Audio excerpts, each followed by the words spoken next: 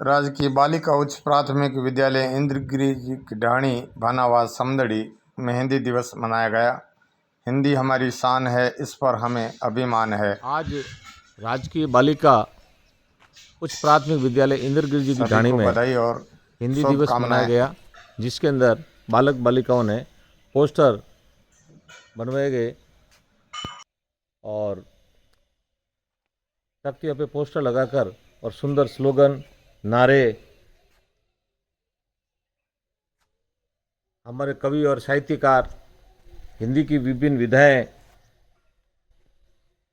हिंदी के स्लोगन इत्यादि का इन्होंने जो तैयारी करके हिंदी दिवस मनाया, जिसमें इन्होंने संज्ञा, सर्वनाम, विशेषण इत्यादि के बारे में सारी ये जो जानकारी दी। हमारे हिंदी की शिक्षिका के नेतृत्व में, ज्योति शर्मा के नेतृत्व में ये सारा कार्यक्रम इन्होंने किया गया। बालिका उच्च प्राथमिक विद्यालय इंद्रगिरी की ढाणी में हिंदी दिवस बड़े धूमधाम से मनाया गया।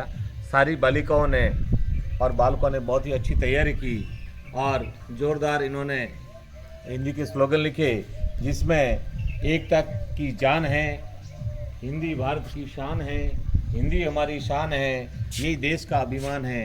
इसी तर्ज पे उन्होंने जो बहुत ही शानदार तैयारी करके पोस्टर प्रतियोगिता का आयोजन किया गया। आज इन्होंने राष्ट्र कवियों के ऊपर भी प्रकाश डाला और हमारे हिंदी शिक्षिका ज्योति शर्मा ने बहुत ही अच्छी तैयारी कराई और इसके लिए उनको बहुत बहुत धन्यवाद। Thank you. Madam Jyoti Sharma, आप हिंदी के अध्यापिका है, आज आपने हिंदी दिवस कैसे मनाया और क्या तैयारी थी इस पर? जैसा कि आप सबको मालूम है कि आज हिंदी दिवस है और हमारे स्कूल में हिंदी दिवस की तैयारी पिछले एक हफ्ते से चल रही है। बच्चों ने अच्छे अच्छे स्लोगन बनाए हैं, अच्छे नारे वगैरह लिखे।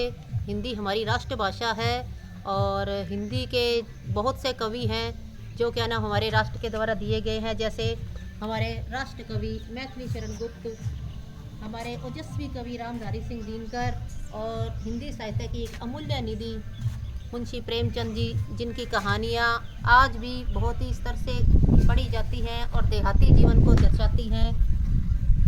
इसके अलावा हिंदी के 4 स्तंभ, छायावाद के 4 स्तंभ, जयशंकर प्रसाद, महादेवी वर्मा, सूर्यकांत त्रिपाठी निराला और सुमित्रा नंदन पंत जी।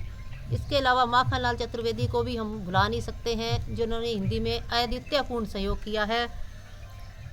भारत भारती रचना उनकी राष्ट्र कवि मैथिली शरण गुप्त की आज भी बड़े ही ओजस्वी कवि के रूप में जाने जाते हैं। रामधारी सिंह दिनकर की रश्मि रथी को आज भी जो कर्ण के जीवन पर आधारित थी किया जाता है। इसके अलावा हिंदी जो कि हमारी राष्ट्रभाषा है उसको पहचानने के तरीके जैसे संज्ञा, सर्वनाम, क्रिया, विशेषण, स्वर, व्यंजन भरपूर। हिंदी की भाषा की एक उपलब्धि कि वो जैसी बोली जाएगी वैसी ही लिखी जाएगी।